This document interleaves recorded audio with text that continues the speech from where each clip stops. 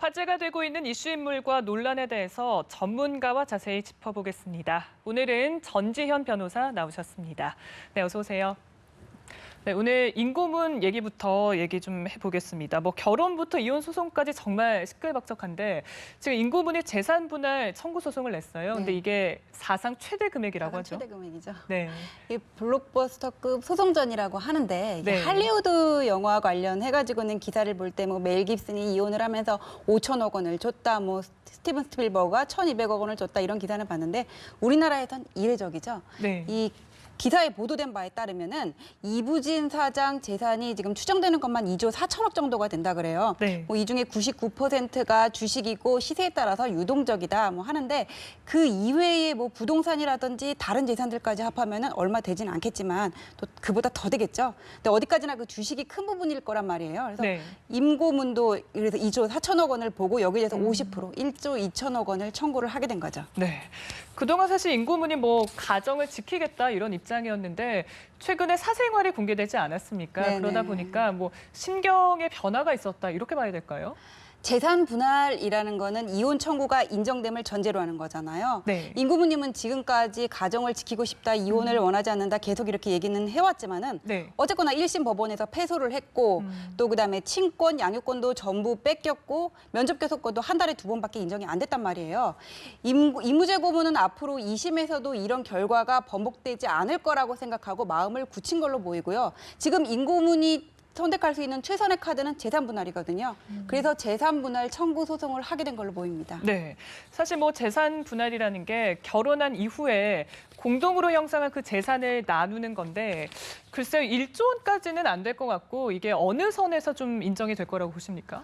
이 재산 분할이라는 거는 기본적으로 부부 공동 명의의 재산을 전제로 하는 거예요. 네. 그러니까 이 부부 별산제이기 때문에 어느 일방 명의의 재산은 타방이 실질적으로 재산을 형성하거나 유지했다는데 기여도가 인정되지 않는 한 터치할 수 없는 게 원칙이거든요. 네. 근데 인고무님의 경우에 과연 이부진 사장의 경우에 지금 가지고 있는 대부분의 주식은 결혼 전부터 취득하고 있었던 거란 말이에요. 그럼 여기에 이무죄 고문이 형성하거나 유지를 하는데 기여를 했냐 이렇게 보면은 저는 다소 부정적으로 보거든요. 네. 그러니까 어떤 변호사님은 전업주부의 경우에도 결혼 생활 10년 있으면 최고 30%는 받을 수 있다 해가지고는 이 경우에 최소 10%는 가져갈 수 있지 않냐 말씀하시는 분도 있는데 저는 100번 양보해서 최대 10%라 그래도 2천억 원이거든요. 네. 그 정도면은 엄청나네요. 저는 최대 가져갈 수 있는 그런 네. 재산이라고 봅니다. 그러니까 최대 10%라고 예상을 해주셨는데 이게 재산을 공개를 해야 됩니다. 근데 삼성가에서 일을 꺼리기 때문에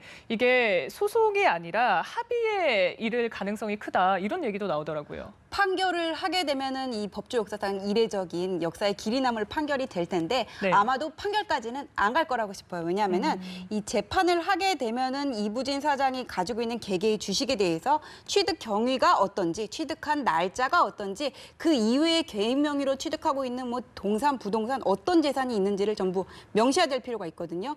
그렇게까지는 안 갈 것 같고요. 적정선에서 다른 조건에서 양보를 하고 합의를 보려고 하지 않을까 싶습니다. 그러니까 결국 합의라는 게 지금 이혼 소송이 진행 중이잖아요. 그러니까 이거랑 연계를 해서 협상 카드로 쓸 것이다 이런 관측이 나오더라고요. 네, 이 다른 조건이라는 거는 친권, 양육권, 면접교섭권 이제 그런 것들이 되는데 이런 부분에 있어서 아까 말씀드렸던 것처럼 1심에서 이무죄 고문이 안 좋게 이무죄 고문한테 안 좋게 패소를 했단 말이에요.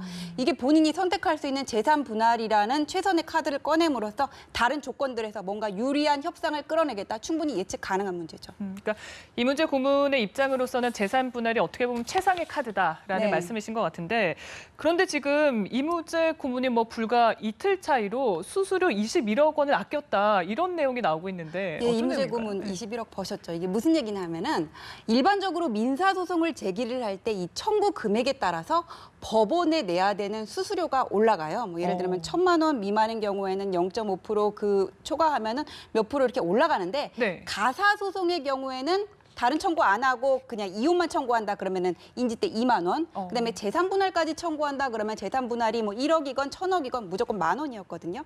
근데 7월 1일부터 이게 바뀌어서 가사 소송의 경우에도 이제 일반적인 민사처럼 청구 가액에 비례해 가지고 이제 인지대를 더 많이 내게 됐어요. 근데 이무죄고문은 6월 29일 날 7월 1일 되기 전에 청구를 하셨으니까 아끼신 거죠. 그러네요. 자, 끝으로 이제 향후 소송 과정에서 좀 주목할 만한 점이 있다면 짚어주시죠. 아무래도 많은 사람들이 관심을 갖고 주목할 부분은 재산 분할인 것 같아요. 이게 어떻게 보면 특수한 상황의 부부인데 이런 경우에 법원이 남편의 기여도를 얼마나 인정할 것인지 이게 관심의 포인트가 될 건데, 근데 제 개인적인 생각으로는 재벌이건 아니건 이혼이라는 거는 어디까지나 개인적인 문제고 제3자가 그 잘잘못은 왈가왈부한 문제는 아니라고 봐요. 그냥 두 분이 더 이상 상처 안 받는 선에서 네. 깨끗하게 빨리 정리되셨으면 하는 바람입니다. 네, 알겠습니다. 자, 이번에는 진경준 검사장 의혹 얘기 좀 나눠보겠습니다.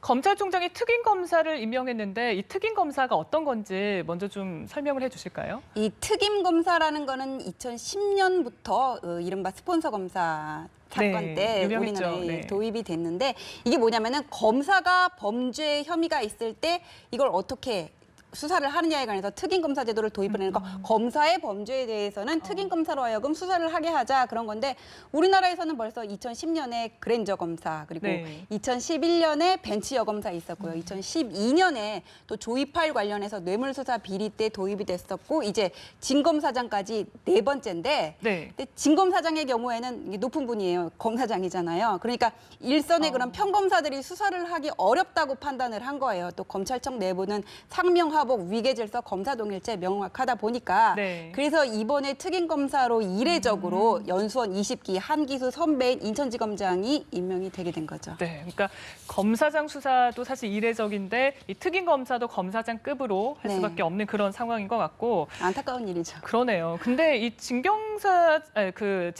수사가 시작된 지 3개월이 지났습니다. 근데 왜 이제서야 뒤늦게 특임 검사를 임명했냐, 이런 얘기도 나오는데 어떻게 보십니까? 검찰 조직이 요새 진퇴양난이죠. 뭐 홍만표 변호사 정관예우 의혹부터 해가지고 얼마 전에 남부지검의 가슴 아픈 일인데 또 젊은 검사 자살 사건까지 있었어요. 검찰 조직에 대한 여론이 곱지가 않아요. 네. 거기다가 이 진경준 검사장 사건 같은 경우는 이분이 넥슨 주식을 매입한 게 2005년이거든요. 그럼 이미 공소시효가 경과했단 말이에요. 이게 대가성 있는 뇌물이건 어쨌건 공소시효가 지났으면은 이제 더 이상 수사를 할 필요가 없는 거거든요. 공소 제기할 수 없으니까. 그런데 최근 들어서 뭐 자동차를 수수를 했다든지 자동차를 수수한 게 아니냐든지 수뢰 후 부정처사 혐의가 드러났다고 해요. 그래서 이 부분을 명명백백하게 밝혀야 되겠다, 그런 의지에서 특임검사제가 뒤늦게나마 도입이 된 걸로 보입니다. 네, 방금 언급해 주셨는데 추가 의혹이 드러났습니다. 넥슨으로부터 그 고급 승용차를 받았다, 이런 정황이 지금 밝혀지고 있는데 이게 어떤 내용인지 좀 자세히 설명해 주실까요?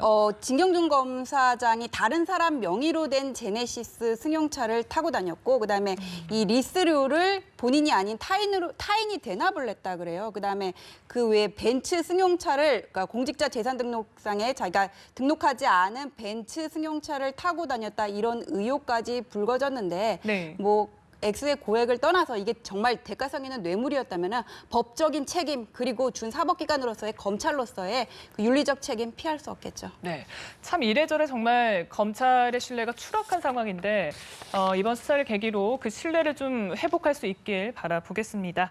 네, 오늘 전지현 변호사와 얘기 나눴습니다. 고맙습니다.